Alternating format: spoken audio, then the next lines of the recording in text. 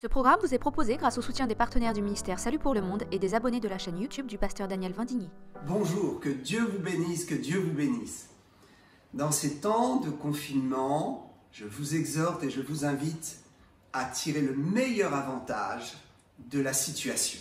Nous pouvons toujours trouver un grand avantage dans différentes situations et surtout dans les situations nouvelles auxquelles nous n'étions pas habitués, dans lesquelles nous n'étions pas vraiment positionnés, où nous n'étions pas confrontés.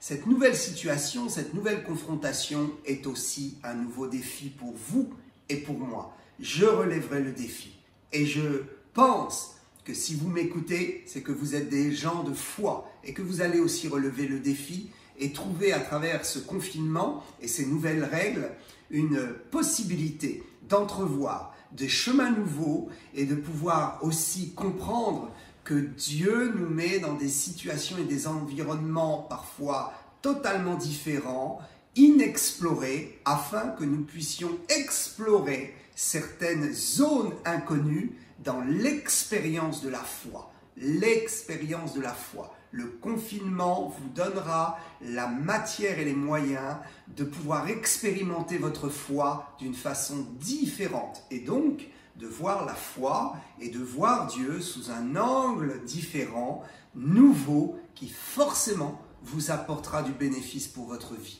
Je voudrais lire un texte dans l'Épître aux Romains, chapitre 8. Ces derniers temps, et dans ces temps de confinement, Dieu me parle beaucoup du chapitre 8 de Romains et je suis en train de me délecter de ce miel spirituel et de cette excellente nourriture que l'apôtre nous a laissée dans ce chapitre 8. Énormément de choses à dire, énormément de choses à dire. Mais pour l'heure, je voudrais vous partager quelque chose. Lisons ensemble dans Romains chapitre 8, verset 18. « J'estime que les souffrances du temps présent ne sauraient être comparées à la gloire à venir qui sera révélée pour nous. Le temps présent est annonciateur de quelque chose de glorieux à venir. Ce que nous vivons dans le présent est en fait très important pour comprendre ce qui nous attend dans l'avenir. Notre présent construit notre avenir et nous nous trouvons dans l'avenir avec ce que nous avons fait aujourd'hui dans notre présent et la manière dont nous nous sommes comportés et la manière dont nous avons vécu le temps présent influencera et impactera obligatoirement notre avenir. Vous voyez ici, ce qui est important, c'est que l'apôtre qui était très érudit, intelligent et qui avait toujours la manière de nous faire réfléchir à travers ses écrits, sa façon d'écrire, de ponctuer les choses, nous amène à de grandes méditations. Et ici, la méditation première, et ce qui nous vient à l'esprit lorsqu'il dit « J'estime que les souffrances du temps présent ne sauraient être comparées à la gloire à venir », eh bien, l'éveil à la méditation sur le fait que tout est une question de rapport, de valeur et d'estimation. Quelle valeur accordons-nous à ces souffrances? Comment pouvons-nous les aborder? Et sur l'échelle finalement des importances, où plaçons-nous ces temps de souffrance? Tout est une question d'évaluation et tout est une question de mental pour savoir à quel niveau de valeur et d'importance nous plaçons les choses. En ce qui concerne la souffrance, il faut absolument dédramatiser et ne pas placer ça sur une très haute échelle. Parce que plus vous allez considérer la souffrance et vous lamenter à cause de la souffrance et de ce que vous vivez, plus vous risquez de vous approcher vers le défaitisme, la mort, le découragement. Plus vous allez considérer que cette souffrance a de l'autorité et du poids, et moins vous allez trouver les moyens de vous défendre. Mais si vous considérez que cette souffrance n'est rien, et qu'elle n'est rien parce que nous pouvons la comparer à quelque chose d'autre, comparez votre souffrance à votre jour de délivrance, et votre souffrance d'aujourd'hui aura beaucoup moins de poids pour votre vie et votre existence. Ne vous lamentez pas, et sachez que l'humanité verra le bout de ce tunnel. l'humanité sortira de toute façon de cette souffrance. Ce n'est pas la première fois que la terre est éprouvée, ce n'est pas la première fois que des épidémies ont atteint l'humanité, les nations, les peuples. Il y a eu des précédents encore plus terribles dans le passé. Et donc nous devons comprendre que Dieu, dans son amour, permet toujours à l'homme de se sortir de ses épreuves. L'important, c'est de pouvoir tirer le plus grand bénéfice de l'épreuve. Parce que l'épreuve est quelque chose qui nous fortifie, qui nous fait grandir, qui nous donne cette révélation des forces cachées que nous avons en nous. Oui, vous avez en vous des forces cachées que vous ne pouvez même pas imaginer. Vous ne pouvez même pas soupçonner comment Dieu vous a équipé d'une capacité à vaincre les tempêtes, à les traverser avec gloire et à trouver toujours l'énergie en vous pour ne pas baisser les bras et pour ne pas vous décourager. Je crois que dans le processus de guérison de cette maladie, le moral joue un rôle extrêmement important. Les médecins vous le diront, du reste, dans toutes les maladies, le moral joue un rôle important, mais particulièrement en ces temps-ci. Pourquoi? Parce qu'en tant que pasteur, je ne peux pas dire autre chose que la vérité. Or, la vérité, en tant que pasteur, c'est que derrière cette maladie se cache un démon. La main de Satan agit derrière cette maladie. Et même si certains peuvent dire « Oh, mais ce n'est qu'un virus n'est pas un démon ». Sachez qu'un virus mortel est forcément sous l'influence de puissances spirituelles. Et par conséquent, derrière ce virus Covid-19 se cache la main de Satan. Parce que c'est la mort qui règne derrière ce virus. C'est la mort qui fait agir ce virus dans le corps des humains. De la même façon, lorsque vous avez des anticorps qui réagissent dans votre corps, lorsque vous avez de bonnes choses, de bonnes cellules qui produisent de bonnes choses à la vie de votre corps, sachez que derrière cela, c'est la main de Dieu qui est positionnée. Donc, nous voulons combattre les forces du mal. Et nous voulons aussi, par la prière et par une détermination de foi, nous voulons neutraliser l'esprit de mort qui se cache derrière ce virus. La souffrance n'est rien. Tout dépend comment on va gérer notre souffrance. Et aujourd'hui, je peux vous dire que Dieu met à la disposition de chacun la parole de sa gloire, la Bible. Dieu met à la disposition de chacun la possibilité d'entendre des messages très édifiants sur YouTube et autres, sur les réseaux sociaux. Dieu a donné une telle profusion de la multiplication et de la duplication de sa parole qu'aujourd'hui, aucun être humain sur cette terre ne peut dire « moi, je n'ai aucune force et aucun outil pour me battre ». Parce qu'il serait malhonnête. Dieu a donné un outil extraordinaire et cela s'appelle la Bible. Ouvrez votre Bible, lisez-la et trouvez dans cette parole ce que l'apôtre nous dit. Trouvez la puissance de l'espérance, de la gloire à venir qui fera que votre souffrance est amoindrie et que finalement, sur l'échelle des valeurs, vous lui accordez beaucoup trop d'importance. Nous voulons ramener sur l'échelle des valeurs au plus haut niveau l'espérance de la vie éternelle et de la foi et rabaisser cette puissance de mort qui a été vaincue à la croix de Jésus-Christ. Si vous ne connaissez pas le Seigneur, je vous invite à faire une prière avec moi. Priez, Seigneur Jésus, viens dans ma vie, je te donne mon cœur s'il te plaît.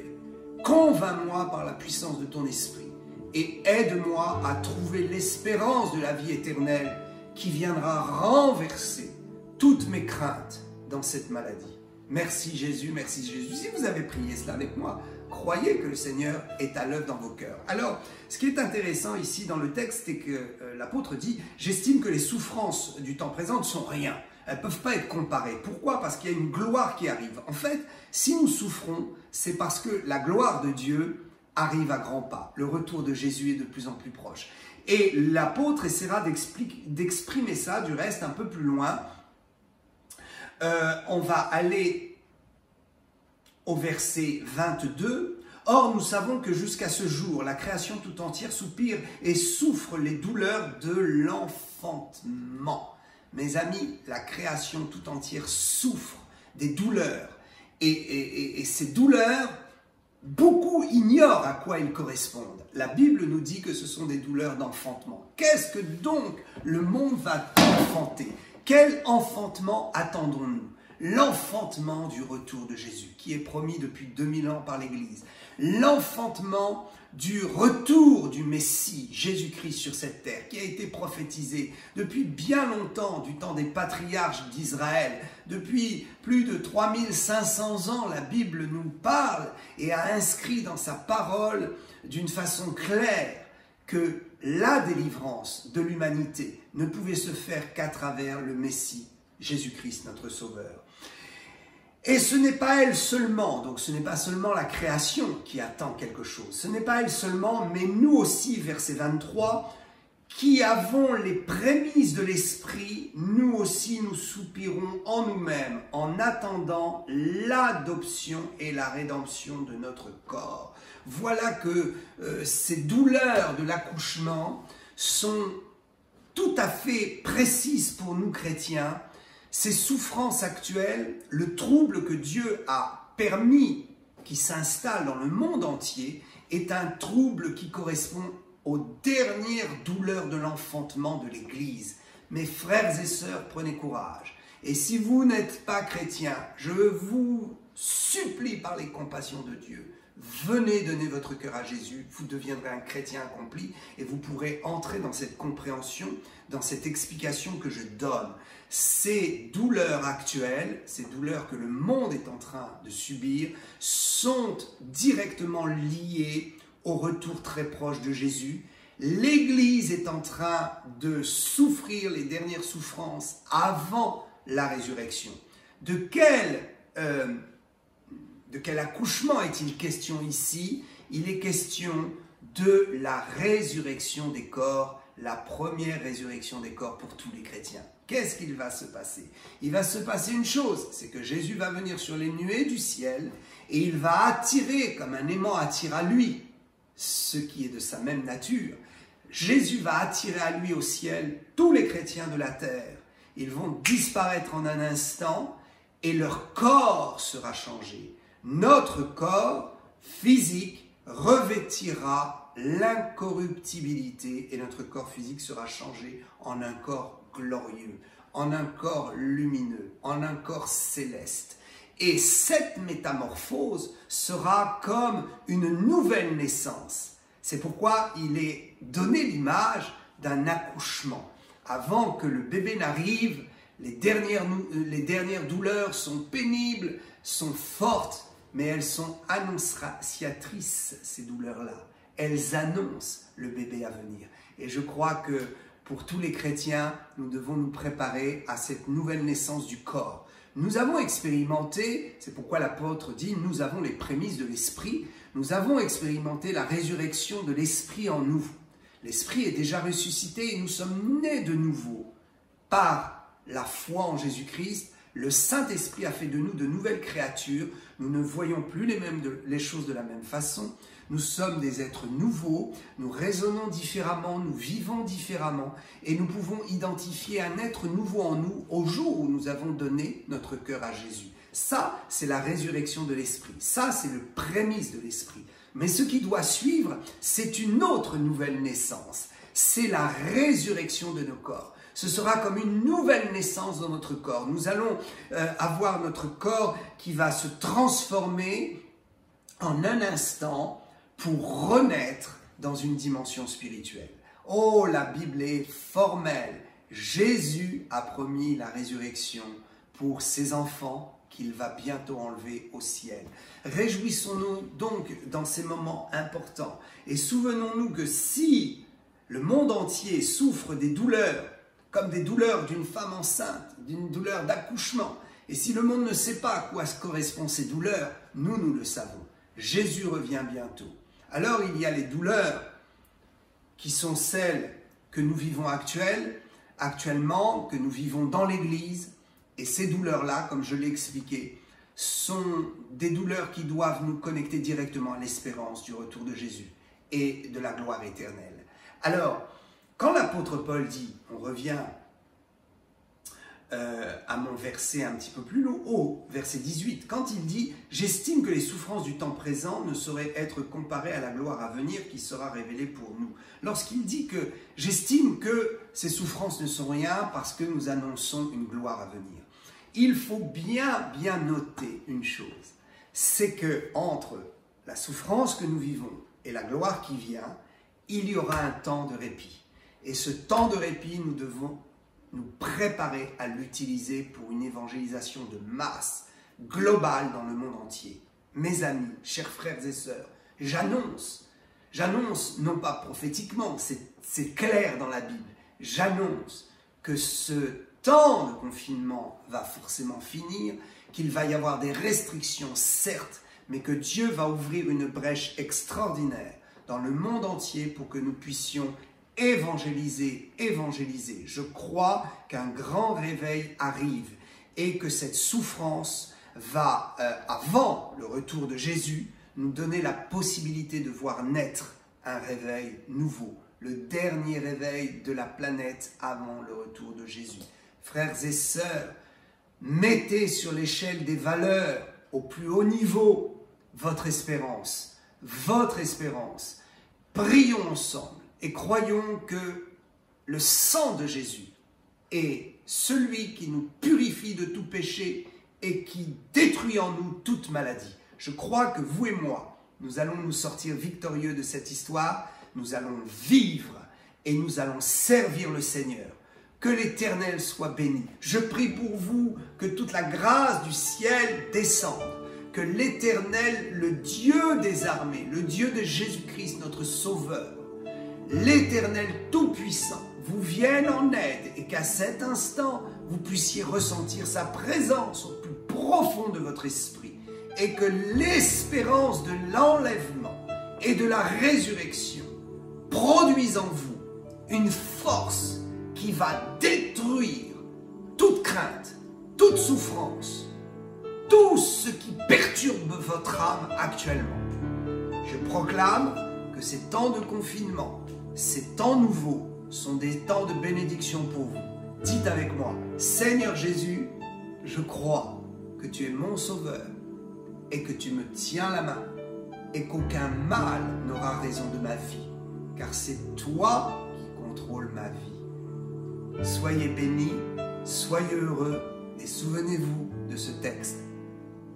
Nous estimons que les souffrances du temps présent ne sont rien du tout, comparé à la gloire à venir et comparé à la puissance du Saint-Esprit qui est en nous et qui nous permet de vaincre. À bientôt. À bientôt.